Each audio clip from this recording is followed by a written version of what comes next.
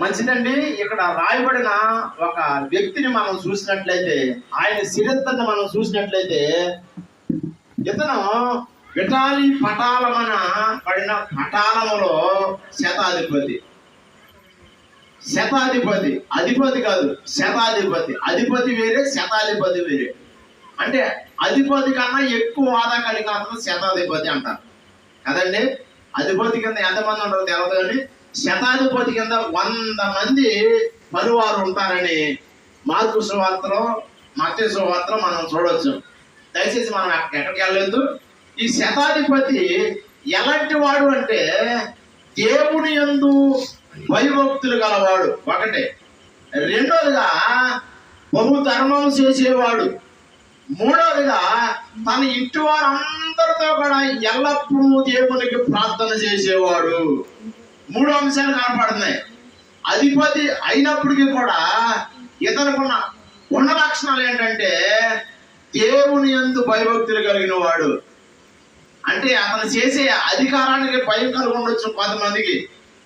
వాహనంతో లేవాడు ఒళ్ళు తగ్గినట్టుగా తోరాలి కదండి.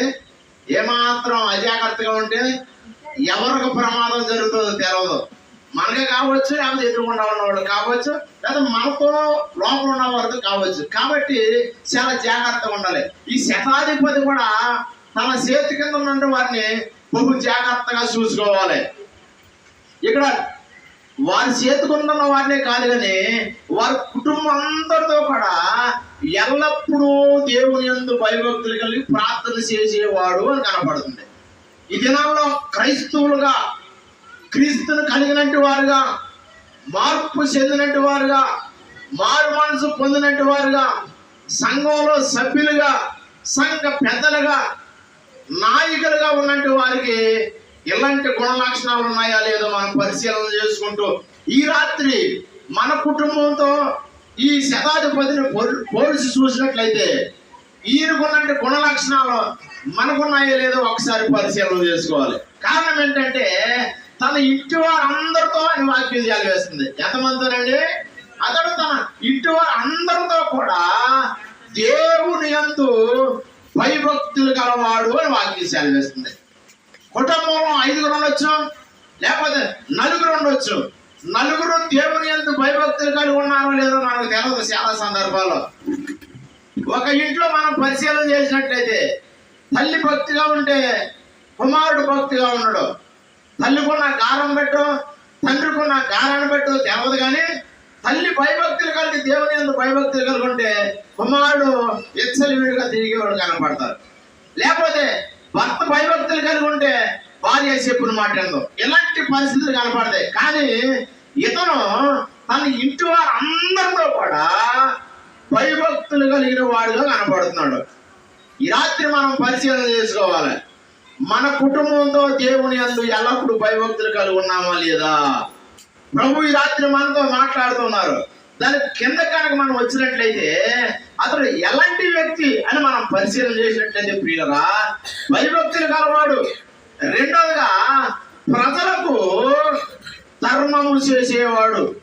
ధర్మము ఎలాంటి ధర్మం? బహుధర్మం అని ఉంది. అంటే బహువచనం కనపడుతుంది. అంటే ఎక్కువగా చేసే వ్యక్తి. అతను కలిగిన దాంట్లో చేసేవాడు.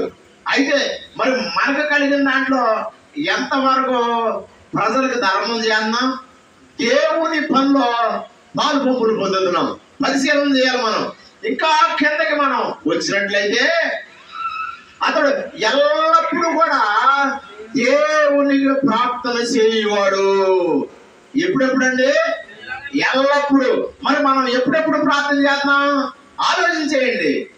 ఎప్పుడెప్పుడు మనం ప్రార్థన చేస్తున్నాం? అతడు ఎల్లప్పుడూ కూడా ప్రార్థన చేసేవాడే. శతాధిపతి చేతి కింద పనివారు ఉన్నారు, సైనికులు ఉన్నారు, వాళ్ళందరినీ చూసుకోవాలి. ప్రార్థన చేసే సమయం ఉంటుందా? కుటుంబంలో 4 ఉంటే 4 ఎల్లప్పుడు ప్రార్థన చేస్తాం మనం. అబ్బాయి డ్యూటీకి వెళ్ళాలి, అమ్మాయి చదువుకుంటాకి వెళ్ళాలి, భర్త ఏదో పనికి వెళ్ళాలి. ఇలాంటి లక్షణాలు కలిగి ఉన్న మనము ఈ శతాధిపతిని కనుక మనం చూస్తే ఆయన ఇంకా భారం ఉంటుంది. కుటుంబాన్ని చూసుకోవాలి, తన తోటి వారిని చూడాలి. అయితే మన కుటుంబాన్ని చూసుకుంటే మనకి ఎంత భారం అయితే ఆయనకి ఎంత భారం ఆలోచన చేయండి.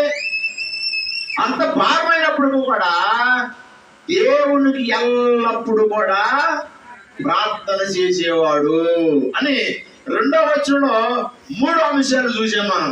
3వ వచనంలోకి వచ్చేద్దాం. పగలు ఇంచుమించు 3 గంటల వేళ దేవుని దూత అతని యొద్దకు వచ్చి కొర్నేలి అని పిలుస్తుంది. ఎన్నిసార్లు విన్నామా మనం? ఎప్పుడన్నా దేవుని దూత మనల్ని పిలిచిందా? ఎప్పుడన్నా మనం ప్రార్థన చేసి పండుకున్నప్పుడు దేవుని దర్శనం చూడగలిగామా? ఆలోచన చేయాలి మనం. ఇక్కడ కొర్నేలిని పట్టపగలే ఇంచుమించుగా ఇక్కడ రాయబడి ఉంది. నా సొంత మాటలు కాదండి, 3 గంటల వేళ అని ఉంది వాక్యం. ఎన్ని గంటలండి? 3 గంటల వేళ దేవుని దూత అతని యొద్దకు వచ్చి కొర్నేలి అని పిలుస్తుంది. అని పిలుచుట అతడు ఏమంటే పిలుచుట దర్శనమందు తేటగా అతను కనబడేను. అతను ప్రార్థన చేస్తూ ఉన్నప్పుడు పిల్లలు గమనించాలి. మనం కూడా చాలా సందర్భాల్లో ప్రార్థన చేస్తూ ఉన్నప్పుడు మనకి మగత వస్తుంది. ఎప్పుడైనా గమనించలేదు మీరు? ఎప్పుడైనా పరిశీలన చేసారో లేదు మీరు? ప్రార్థన చేసినప్పుడు మగత కలుగుతుంది. మనకి మగత వచ్చినప్పుడు ప్రార్థన చేస్తూనే ఉంటాము, మనకు తెలవకుండానే మనకు మైకంలోకి వెళ్ళిపోతాం. ఎప్పుడైనా పరిశీలన చేశారా? మైకంలోకి వెళ్ళినప్పుడు తప్పనిసరిగా దేవుని దర్శనం చూడగలుగుతాం మనం ఆత్మీయులు అయితే.